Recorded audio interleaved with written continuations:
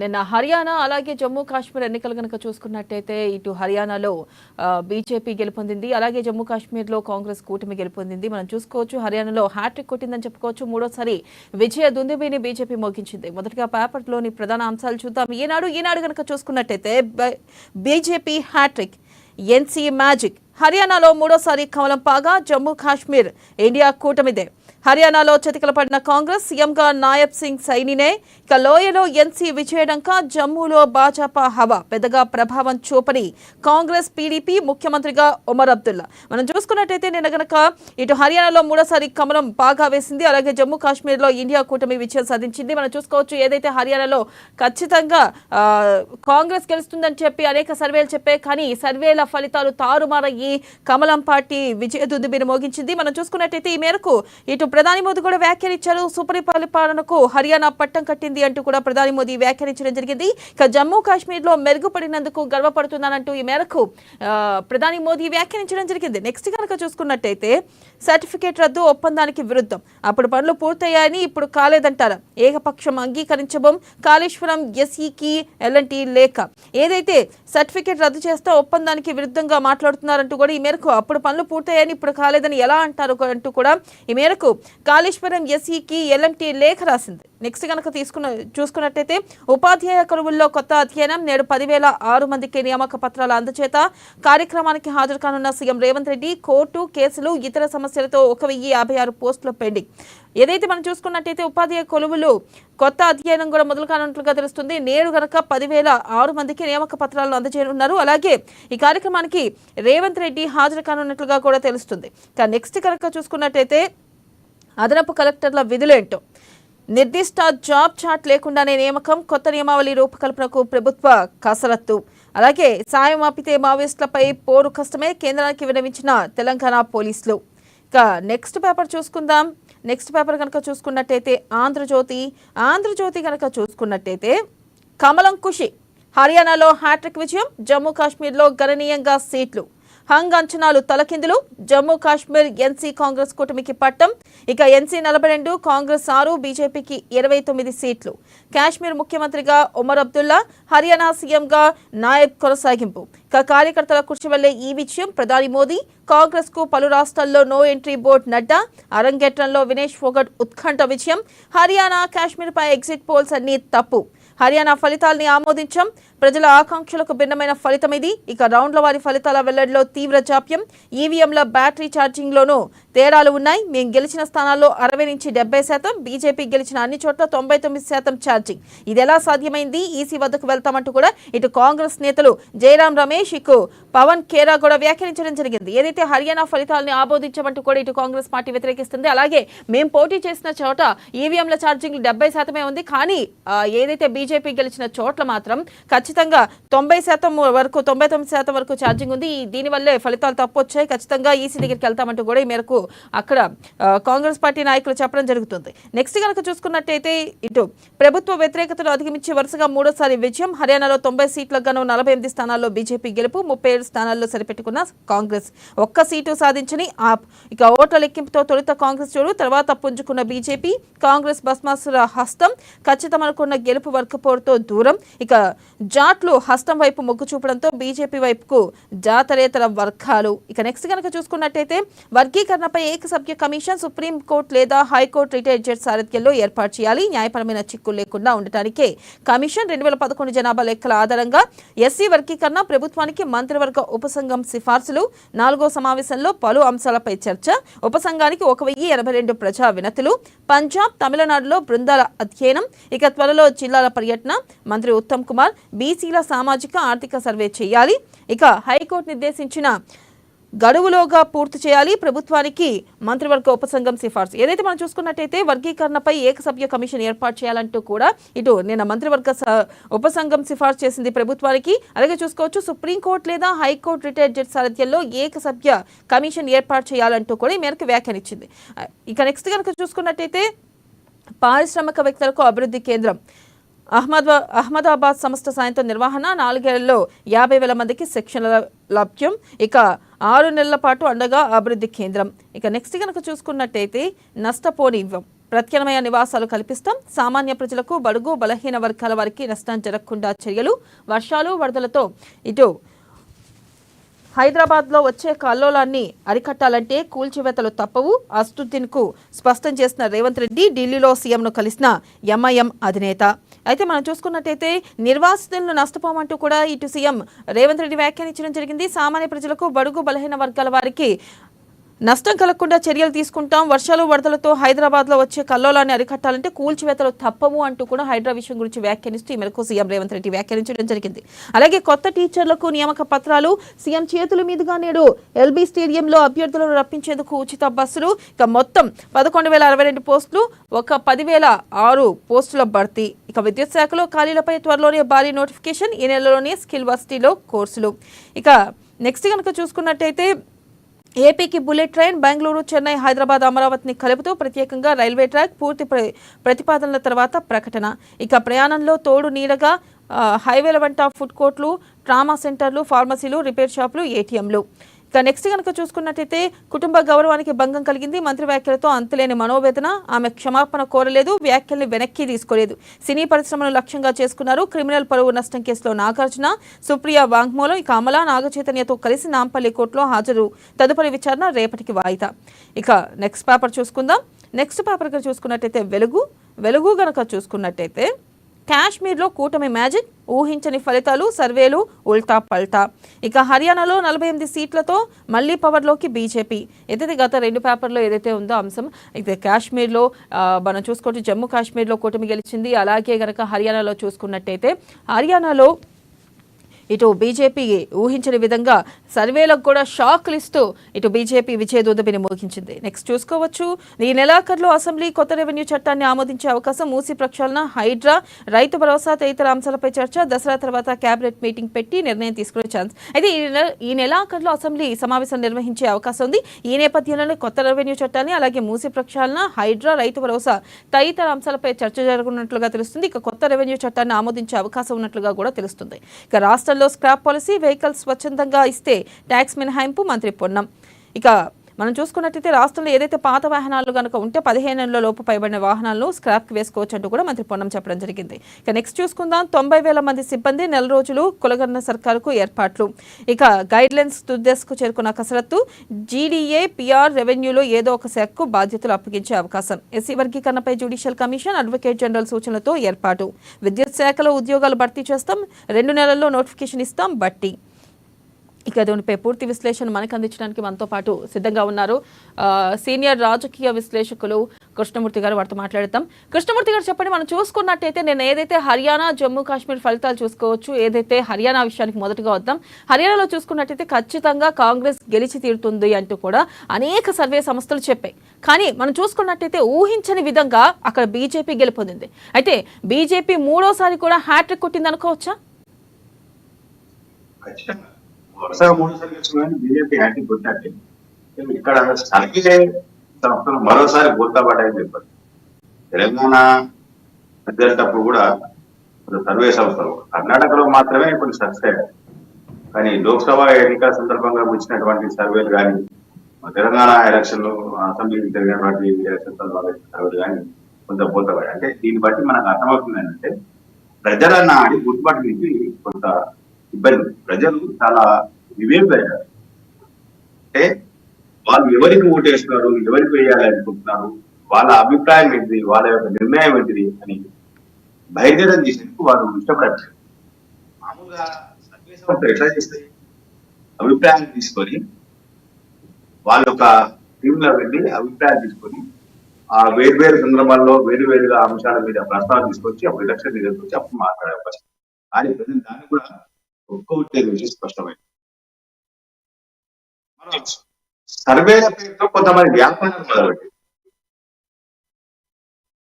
కొంతమంది పార్టీలకు అనుకూలంగా రిపోర్టు తయారు చేసేది గెలుస్తుంది అని ప్రజల్లో అపోహ కలిగించేది కూడా ప్రయత్నం చేస్తారు. కూడా కొంత సర్వేల మీద ప్రజల్లో ఉన్న విశ్వాసాన్ని దెబ్బతీస్తుందేమో అన్న మనం కూడా వస్తున్నాం. సర్వే సంస్థల పేరు చాలా మంది పెద్ద పెద్ద కార్పొరేట్ ఓపెన్ చేసి ఒక వ్యాపారం రాజకీయ పార్టీలకు అనుకూలంగా మనుషులు వాళ్ళు కూడా కొంత వ్యాపారంగా చేస్తా ఉన్నారు. ఇది సరైనది కాదేమో అంటే రాను క్రమక్రమంగా సర్వేలను కూడా ప్రజలు విశ్వసించే పరిస్థితుల్లో ఏమో తాజా పరిస్థితి సర్వేలు కూడా ఇప్పుడు హర్యానాకు సంబంధించి చూస్తే కాంగ్రెసే వస్తుందని చెప్పి గడిచిన 6 మాసాలుగా చెప్తా ఉన్నారు. ఎలక్షన్ తర్వాత కూడా 29 సర్వేలో ప్రజాభిప్రాయం ఈ మేరకు వచ్చింది, ఇంత వచ్చింది, 40% ఉంది, 50% ఉందండి, 48%, 46% అని చెప్పుకుంటూ వచ్చారు. నేరుగా చూస్తే 39% వచ్చింది, 39.09%. అంటే బీజేపీకి 39.98% వచ్చినట్టు. కానీ ఓటింగ్ పర్సెంటేజ్ తక్కువ బీజేపీకి సీట్లు ఎక్కువ వచ్చాయి, కాంగ్రెస్ తక్కువ వచ్చాయి. హర్యానా సంబంధించి జమ్మూ కాశ్మీర్ విషయంలో మొదటి నుంచి కూడా కాంగ్రెస్ గెలుస్తుంది. కాంగ్రెస్ అంటే 2 రాష్ట్రాలు హర్యానా, జమ్మూ కాశ్మీర్ రెండింటిలో కాంగ్రెస్ గెలుస్తున్నారు. కానీ నిన్న కూడా కాంగ్రెస్ గెలుస్తుంది అనే అభిప్రాయం వ్యక్తమైంది. కానీ కాంగ్రెస్ జమ్మూ కాశ్మీర్ లో ఉన్న అసెంబ్లీ ఎన్నికల్లో 90 స్థానాలు ఉంటే కాంగ్రెస్ పార్టీ గెలుచుకుని కేవలం 6 స్థానాలు మాత్రమే. కాంగ్రెస్ అంటే ఇండియా కూటమిలో ఉన్నటువంటి నేషనల్ కాంగ్రెస్ పార్టీ గెలిచినటువంటి స్థానాలు అక్కడ ఆ పార్టీకే మెజారిటీ స్థానాలు వచ్చాయి, బీజేపీ కన్నా ఎక్కువ వచ్చినాయి ఆ పార్టీ. కాబట్టి అక్కడ కాంగ్రెస్ గెలిపారు. ఓకే, ఇండియా కూటమి గెలుపు దాంట్లో తప్పేం లేదు, తప్పడాల్సిన అవసరం లేదు. కానీ కాంగ్రెస్ పార్టీ గెలిచింది, కాంగ్రెస్ పార్టీ బలం ముందుకుంది, దేశవ్యాప్తంగా కాంగ్రెస్ పార్టీ బలోపేతం అవుతుంది. ఏదైతే కొంత విశ్లేషణ వచ్చాయో ఇది కొంత తప్పేమనిపిస్తుంది. ఎందుకంటే కాంగ్రెస్ పార్టీకి వచ్చిన పర్సెంట్ చాలా స్మాల్ పర్సెంటేజ్ వచ్చింది. మనం ఒక్కసారి గమనిస్తే దీంట్లో వచ్చినటువంటి వివరం మనం పరిశీలిస్తే ఒకసారి నేషనల్ కాంగ్రెస్ కు 42 వచ్చాయి జమ్మూ కాశ్మీర్ లో, బీజేపీకి 29 వచ్చాయి. అదే కాంగ్రెస్ కు 6, అంటే 42 6 కలిపి 48. అదే హర్యానాకు వస్తే బీజేపీ ఒంటరిగా 48 స్థానాలు గెలిచింది. కానీ హర్యానాలో బీజేపీకి వచ్చిన ఓటింగ్ శాతం 39.94. ఇక్కడ నేషనల్ కాంగ్రెస్ కు 23.43% రాగా కాంగ్రెస్ కు 11.97% వచ్చింది. అంటే మొత్తం కలిపిన 45% దాటలేదు. వీళ్ళకు బీజేపీ మాత్రం 25% వచ్చింది.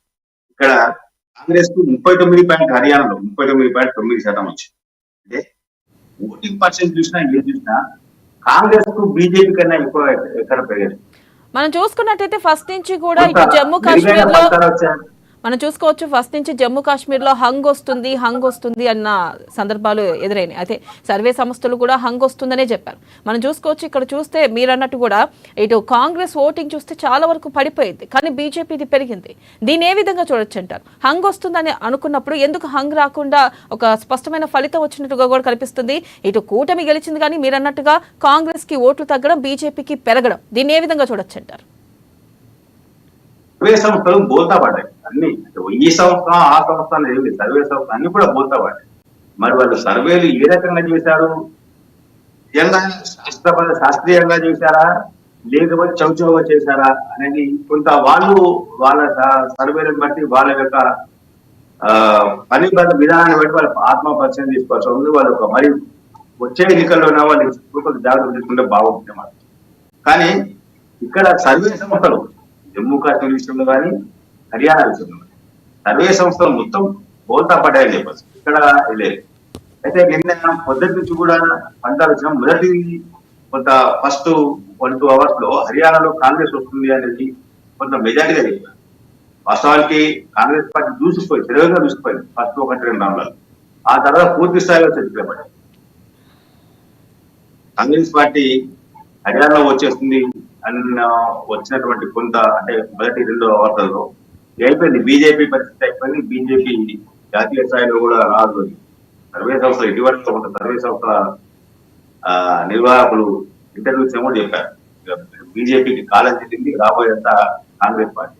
కానీ తాజా ఫలితాల పరిస్థితి హర్యానా ఫలితం కానీ జమ్మూ కాశ్మీర్ వద్ద చూస్తే కాంగ్రెస్ పొందుకోలేమో అనిపిస్తుంది. కాకపోతే ఒక్కటి ఇక్కడ కాంగ్రెస్ సక్సెస్ ఎక్కడ సక్సెస్ అయింది, బీజేపీ వ్యతిరేక ఓటును ఏకీకృతం చేయడం, బీజేపీ వ్యతిరేక ఓటును ఐక్యం చేయడం మాత్రం ఒక సక్సెస్. ఇండియా కూటమి ఏర్పాటు చేసుకొని దాంట్లో సక్సెస్ అయింది, ఇంత అనుమానం లేదు. నెక్స్ట్ కాంగ్రెస్ పార్టీలో అక్కడ ఏదే నేషనల్ కాన్ఫరెన్స్ జమ్మూ కాశ్మీర్ కు సంబంధించిన Umar Abdullah party national conference తో ఇండియా కూటమితో కలుపుకొని అక్కడ పోటీ చేసి కాంగ్రెస్ లో కొంత ఓట్ పర్సెంట్ పెరిగింది. ఎందుకంటే పొత్తు కాంగ్రెస్ ఒంటరిగా పోటీ చేసి ఈ ఓటు వచ్చేది కాదు, ఈ స్థానంలో వచ్చేది కాదు. ప్రాంతీయ పార్టీతో పొత్తు పెట్టుకొని ప్రాంతీయ పార్టీతో కలిసి వెళ్ళడం ద్వారా ఇండియా కూటమిలోని పార్టీలన్నీ ఇటు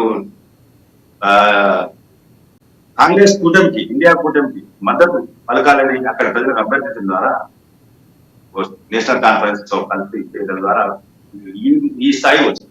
అయితే హర్యానాలో గత కొంతకాలంగా బీజేపీ ప్రజాస్వామ్య వ్యతిరేక విధానాలు అవలంబిస్తుంది, కొంత ప్రజాస్వామ్య వ్యతిరేక విధానాలతో ఉంటుంది అని చెప్పేసి ఏదైతే కాంగ్రెస్ పార్టీ విస్తృతంగా ప్రచారం చేసిందో దాన్ని అక్కడ ప్రజలు తిరస్కరించారు అన్న అభిప్రాయం ఇప్పుడు స్పష్టంగా తెలియదు. ఇక్కడ మరొక అంశం చూసుకున్నట్టయితే హర్యానా ఫలితాన్ని మేము ఆమోదించాం అంటూ కూడా ఇటు కాంగ్రెస్ పార్టీ ఆరోపిస్తుంది. ఆ కాంగ్రెస్ పార్టీ నేతలు మనం చూసుకోవచ్చు. ఇక్కడ ప్రధానంగా చూసుకున్నట్టయితే రౌండ్ల వారి ఫలితాలు వెల్లడించడంలో కూడా జాప్యం జరిగిందని, వాళ్ళు గెలిచిన స్థానాల్లో ఇటు ఈవీఎంల ఛార్జింగ్ కేవలం 60 నుంచి 70% ఉంది, కానీ బీజేపీ గెలిచిన స్థానాల్లో 99% ఉంది అంటూ కూడా వ్యాఖ్యానించారు. అలాగే దీని మీద ఖచ్చితంగా ఈసీ దగ్గరికి వెళ్తామంటూ కూడా ఈ మేరకు కాంగ్రెస్ నేతలు వ్యాఖ్యానిచ్చింది. ఈ వ్యాఖ్యలను ఏ విధంగా చూడొచ్చు అంటారు? గత కొంతకాలంగా మనం చూస్తున్నాం అన్ని రాష్ట్రాల్లో కూడా ఇదే, ఎక్కడైతే గెలిచిన పార్టీలు ఓడిన పార్టీలు ఉంటాయో గెలిచిన పార్టీల పైన ఆరోపణలు చేస్తూ ఉన్నారు. దీన్ని కూడా అలాగే చూడొచ్చు అంటారా? ఎందుకంటే వాళ్ళ ఓటమికి కారణాలైనా విశ్లేషించుకోవాల్సిన అవసరం.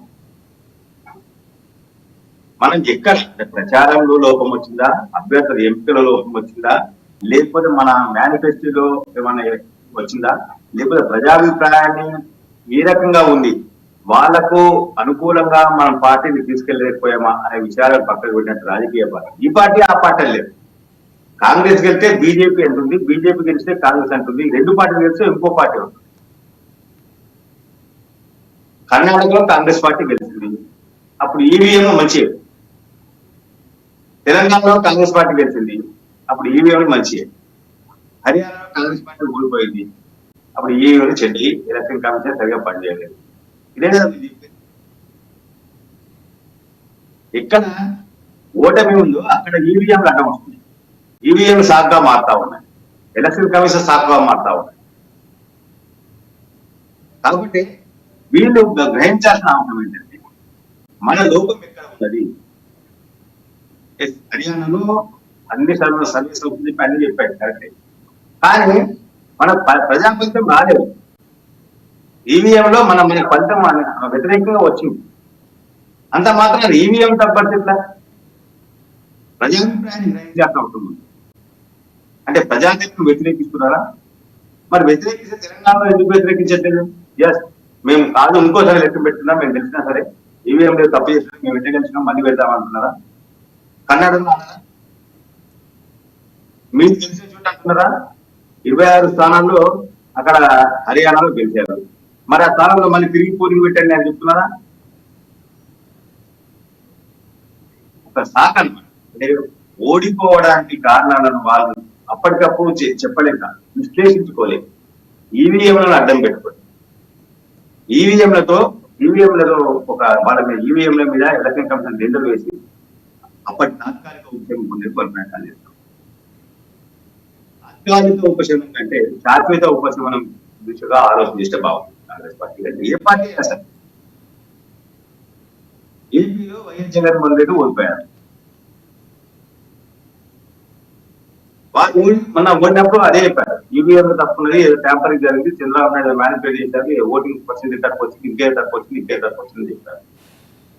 కోర్టులను కేసు పిలుస్తా ఉన్నారు, ఆధారాలతో కోర్టుకు సమర్పిస్తా ఉన్నారు. మరి ఆధారాలు నిరాధారాలు ఎట్లా చెప్తారు కోర్టులు? మరి గతంలో జగన్మోహన్ రెడ్డి గెలిచారు, అప్పుడు ఇదే టీడీపీ ఈవీఎంల మీదే బహానం. ఏదో ఒకటి అన్నమాట.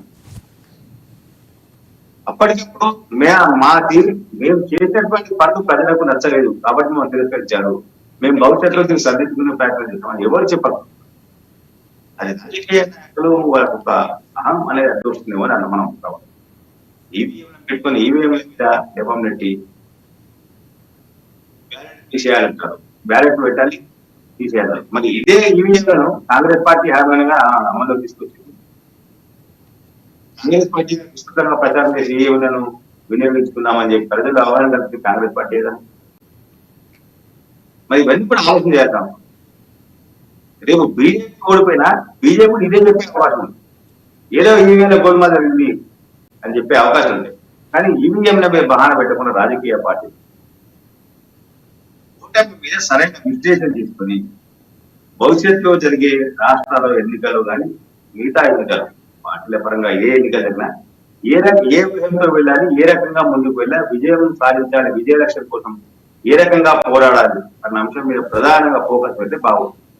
అలాగే మనం చూసుకున్నట్టయితే నిన్న హర్యానాలో గెలిచినందుకు, అలాగే జమ్మూ కాశ్మీర్లో సీట్లు అధికంగా గెలిచినందుకు కూడా ఇటు నిన్న ప్రధాని మోదీ మాట్లాడడం జరిగింది. సుపరిపాలనకు పట్టం కట్టారు హర్యానాలో, అలాగే మేము ఇటు జమ్మూ కాశ్మీర్లో మెరుగుపడ్డందుకు గర్విస్తున్నానన్నారు. అయితే ఇక్కడ ఒక చూసుకోవచ్చు, మనం ప్రధాని మోదీ వ్యాఖ్య చూసుకున్నట్టయితే ఇటు జమ్మూ కాశ్మీర్లో 29 స్థానాలు గెలుచుకుంటామని బీజేపీ కూడా ఊహించి ఉండదంటారా? జమ్మూ కాశ్మీర్ ఆర్టికల్ 370 తర్వాత కొంత సాధారణ ప్రజా జీవనం కొంత సాగుతా ఉన్నది. అక్కడ కొంత సాధారణ పరిస్థితులు ఏర్పడతాం మనం గమనించవచ్చు. ఆర్టికల్ 370 తర్వాత అక్కడ పర్యాటకుల సంఖ్య కూడా విపరీతంగా పెరిగింది. జమ్మూ కాశ్మీర్ సంఖ్య అక్కడ ప్రజా జీవనం నిత్యం బాంబులు, రాళ్లు, విపరీత గ్రైనేడ్స్ వీటికి దద్దరిల్లేటువంటి ఆ జమ్మూ ప్రాంతం అంతా కూడా, జమ్మూ కాశ్మీర్ రాష్ట్రం అంతా కూడా ఏదో ఒక జమ్మూ కాశ్మీర్లో నిత్యం ఎక్కడో హత్యలు, బాంబు పేలుళ్ళు, తీవ్రవాదుల కాల్పులు, లేకపోతే భద్రపలగల కాల్పులు వీటితోనే సరిపోయాయి, తగ్గాయి. పాకిస్తాన్ కు అడ్డుకట్ట వేశారు. అక్కడ సాధారణ జనజీవనాన్ని మరింత మెరుగుపరిచేందుకు కేంద్రం కొంత ప్రయత్నాలు చేసింది. ఆర్టికల్ 370 తర్వాత కొన్ని శక్తులు అక్కడ ఉండాలంటే భయపడే విధంగా వాతావరణం క్రియేట్ చేయాలి. దీంతో సామాన్య ప్రజలు వీళ్ళంతా కూడా సాధారణంగా ఉంటున్నారు. కాబట్టి ఇవన్నీ అంటే ఆర్టికల్ 370 తర్వాత జమ్మూ కాశ్మీర్ ప్రజలు బీజేపీకి అనుకూలంగా ఉన్నారు. బీజేపీ తీసుకున్న నిర్ణయాన్ని స్వాగతిస్తున్నామని చెప్పేసి వాళ్ళు చెప్పారు. అనేక సందర్భాల్లో అనేక ప్రసంగాల్లో కూడా నరేంద్ర మోడీ గానీ, అమిత్ షా గానీ, మిగతా కేంద్ర మంత్రులు, మిగతా బీజేపీ నాయకులు కూడా చెప్తూ వచ్చారు జమ్మూ కాశ్మీర్ లో పరిస్థితులు మెరుగుపడ్డాయి, మాకు అనుకూలంగా ఉంటాయి. కాకపోతే అక్కడ స్థానికంగా ఉన్నటువంటి స్థానిక నాయకత్వాన్ని వారు కోరుతున్నారు. నేషనల్ కాన్ఫరెన్స్ యొక్క నాయకత్వాన్ని ఉమర్ అబ్దుల్లా నేతృత్వంలో జరిగేటువంటి నాయకత్వాన్ని కోరుకున్నారు. కాబట్టి అక్కడ ప్రాంతీయ పార్టీయే మమ్మల్ని పాలించారు, జాతీయ పార్టీ వాళ్ళండి కాంగ్రెస్ బీజేపీ వాళ్ళు అని చెప్పి వాళ్ళు కోరుకున్నారు. కాబట్టి ఆ రకంగా వచ్చింది. మొన్న అంటే గతంలో రద్దయినటువంటి అసెంబ్లీలో బీజేపీకి 24 స్థానాలు ఉన్నాయి. ఇప్పుడు 29 పెరిగింది, అంటే 5 స్థానాలు పెరిగేవారు. వాటిని కూడా 5 స్థానాలు పెరగడం బీజేపీ కొంత గెయిన్, తన లక్ష్యాన్ని కొంత పెంచుకున్నట్లు లెక్క. పూర్తి స్థాయిలో జరిగిన అధికారంలోకి వస్తే 1,00,000 స్థానాలు జరిగేది, కానీ అధికారం కాలేదు, కొంత పెంచుకున్నాం. బీజేపీ కొంత ప్రజల ఆదరణ ఉంది. ఓటింగ్ పర్సెంటేజ్ చూసినా అటు 26% బీజేపీకి వస్తే ఈ రెండు పార్టీలు కలిసి 36% వచ్చింది. అంటే 10% ఓటింగ్ డిఫరెన్స్ ఉన్నప్పటికీ సీట్ షేర్ కొంత తక్కువనే ఉంది. అంటే ఇవన్నీ పరిశీలిస్తే బీజేపీ కొంత జమ్మూ కాశ్మీర్ లో తన ఉనికిని పెంచుకున్నది. ప్రధాని గారు చెప్పినట్టుగా, ప్రధానమంత్రి నరేంద్ర మోడీ గారు చెప్పినట్టుగా కొంత ఉనికిని పెంచుకున్నది. కాకపోతే పూర్తి స్థాయిలో అధికారాన్ని చేపట్టడంలో కొంత వివరమైంది. అది వాళ్ళ అవసరంగా ఖచ్చితంగా వాళ్ళు అసలు వాస్తవం బీజేపీ 2 రాష్ట్రాల్లో గెలుస్తాం అనుకున్నారు. ఒక దశలో హర్యానా పోతుంది, కానీ జమ్మూ కాశ్మీర్ లో గెలుస్తాం అనుకున్నారు. హర్యానాలో 2 దఫాలుగా బీజేపీ ప్రభుత్వం ఉంది కాబట్టి అక్కడ సైనిక ప్రభుత్వం మీద కొంత ప్రజల్లో వ్యతిరేకత వస్తా ఉన్నది. కాబట్టి హర్యానా చేజారుతుందేమో, హర్యానా కాంగ్రెస్ కి వెళ్తుందేమో, కానీ జమ్మూ కాశ్మీర్ లో మనం అధికారంలోకి వస్తామని చెప్పి బీజేపీ నాయకులు అనుకున్నారు. కానీ హర్యానా ప్రజలు మరోసారి బీజేపీ పట్టం కట్టి వాళ్ళు అంటే సుపరిపాలనకు వాళ్ళు మార్గాలు సులభం చేస్తున్నారు. మరోసారి ఇక్కడ జమ్మూ కాశ్మీర్ ప్రజలు మాత్రం మాకు స్థానిక నాయకత్వం కావాలి, జాతీయ ఢిల్లీ నాయకత్వం మాకు వద్దు, స్థానిక నాయకత్వం కావాలని కోరుకుంటే ఇక్కడ స్పష్టమవుతాం. అలాగే మనం చూసుకున్నట్టయితే ఇటు వర్గీకరణపై ఏకసభ్య కమిషన్ ఏర్పాటు చేయాలి అంటూ కూడా ఇటు నిన్న మంత్రివర్గ ఉపసంఘం సిఫార్సు చేసింది ప్రభుత్వానికి. దీన్ని ఏ విధంగా చూడొచ్చంటారు? వర్గీకరణ విషయంలో సుప్రీంకోర్టు తీర్పిచ్చింది. రాష్ట్రాలదే అధికారం, రాష్ట్రాలు వారి వీలుని బట్టి చేసుకోవచ్చు. ఆయా రాష్ట్రాల వారిగా వర్గీకరణ చేయండి, అంటే వర్గీకరణ సంబంధించిన విషయాన్ని వాళ్ళు పరిశీలించుకొని వాళ్ళ వెసులుబాటుని తీసుకోవాలి. ఆ నిర్ణయంతో తీసుకున్నారు. అయితే కొంత ఈ ఎస్టీ వర్గీకరణలో మాదిగా ఈ సామాజిక వర్గాలు కొంత రాష్ట్ర ప్రభుత్వానికి ఇబ్బందులు ఎదురవుతున్నాయి. ఎస్టీ వర్గీకరణ విషయంలో రాష్ట్ర ప్రభుత్వం ముందుకు రాగానే కొన్ని మాల సంఘాలు ప్రభుత్వాన్ని కలిసి ఉన్నది కూడా వచ్చాయి. చేయడం సరైనది కాదు, ఇప్పుడు మొత్తం కలిసి ఉన్నాము, ఇబ్బందులు లేవు, మాలో కొంత విభజన వచ్చే అవకాశం వర్గీకరణ ద్వారా, రిజర్వేషన్ అమలు ద్వారా అని చెప్పేసి చెప్పారు. అయినప్పటికీ ప్రభుత్వం ఏదైతే ఎన్నికల సందర్భంగా ఇచ్చిన హామీ మేరకు వర్గీకరణ ముందుకు వస్తుంది. ఏకసభ్య కమిషన్ వేయడం సరైనది. ఏదో ఒక ప్రక్రియ అనేది ఎక్కడికో జరగాలి, లేకపోతే ఇబ్బంది ఏదండి. జనగణన బీసీ జనగణన కూడా చేయాలనుకుంటున్నారు. బీసీ జనగణన కూడా ఒక అధికారి పర్యవేక్షించాలని నిర్ణీత కాలంలో చేయాలి. బీసీ జనగణన చేయడం ద్వారానే ఎస్సీ వర్గీకరణలో మాదిగా మిగతా ఉపకులాలు ఏమున్నాయి, ఎస్సీ దాంట్లో ఉపకులాలు ఏమున్నాయి, అదేవిధంగా బీసీలలో ఏ కులం ఎంత ఉంది, దాంట్లో ఉపకులాల సంఖ్య ఎంత అని అంటే ఈ లెక్కలు తేలితే స్థానిక సంస్థల్లో కానీ మిగతా పదవులు రాజకీయేతర పదవులు రిజర్వేషన్ విషయంలో కూడా ప్రభుత్వానికి స్పష్టత వచ్చే అవకాశం ఉంది. ఆయా వర్గాలకు పూర్తి స్థాయిలో న్యాయం చేకూర్చేందుకు వీలైన కాబట్టి రాష్ట్ర ప్రభుత్వం ఈ కమిటీని వేసి ఆ కమిటీ ద్వారా వర్గీకరణ కానీ బీసీ కులంగా చేయాలనుకున్నారు. దీనికి వీలైన తొందరగా పూర్తి చేస్తే కొంతకాలంగా ఇటు బీసీలలో అటు ఎస్సీ వర్గీకరణ విషయంలో కొంత ఆందోళన మొదలవుతా ఉన్నాయి. ఎస్సీ వర్గీకరణ విషయం అయితే సుదీర్ఘకాలంలో కొనసాగుతుంది ఆందోళన. దాదాపుగా 15 వర్గీకరణ జరిగింది. ఇవన్నిటి మీద పురుషపడి కొంత ప్రశాంత వాతావరణం అదే ఉపకులాల విషయంలో కూడా ఇది కులగణన జరిగితే కులాల వారిగా పదవులు కానీ మిగతా అంశాలుగా వచ్చే అవకాశం, బడ్జెట్ కూడా నిధులు ఆ మేర కేటాయించడం కాకుండా అంటే ఆయా కుల వృత్తులకు కానీ ఆయా వర్గాలకు మేలు చేకూర్చే విధంగా ప్రభుత్వం కూడా నిర్ణయాలు తీసుకునే అవకాశం ఉంది. కాబట్టి ఆ ప్రభుత్వం ఉంది. దీని విషయంలో వీలైన ప్రభుత్వం కూడా ఆ కులగణను పూర్తి చేసి ఆ లెక్కల గణాంకాలను బహిర్గతం చేస్తే కొంత అందరికీ ఆమోదయోగ్యంగా ప్రభుత్వం పనిచేస్తే బాగుంటుంది. రైట్ కృష్ణమూర్తి గారు, థ్యాంక్ యూ. ప్రధానంగా చూసుకున్నట్టయితే ఏదైతే కనుక నిన్న అసెంబ్లీ ఫలితాలు వెలువడిన తర్వాత ఇటు హర్యానా, జమ్మూ కాశ్మీర్లో ఇటు ఊహించిన విధంగా ఎగ్జిట్ పోల్స్ కూడా ఊహించిన విధంగా ఇటు హర్యానాలోను అలాగే జమ్మూ కాశ్మీర్లోను ఫలితాలు వెలువడ్డాయి. అలాగే మనం చూసుకోవచ్చు మొదటిసారి వినేష్ ఫోగట్ పోటీ చేశారు ఎమ్మెల్యే కింద. నిన్న ఆవిడ గెలుపొందడం కూడా మనం చూసాం.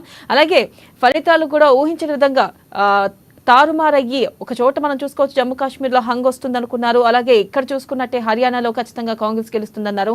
అన్ని ఫలితాలు తారుమారే. ఇటు హర్యానాలో బీజేపీ గెలుపొందింది, అలాగే జమ్మూ కాశ్మీర్లో చూసుకున్నట్టయితే కాంగ్రెస్ కూటమి గెలుపొందడం జరిగింది. ఇది ఇవాల్టి news can. Keep watching ANN.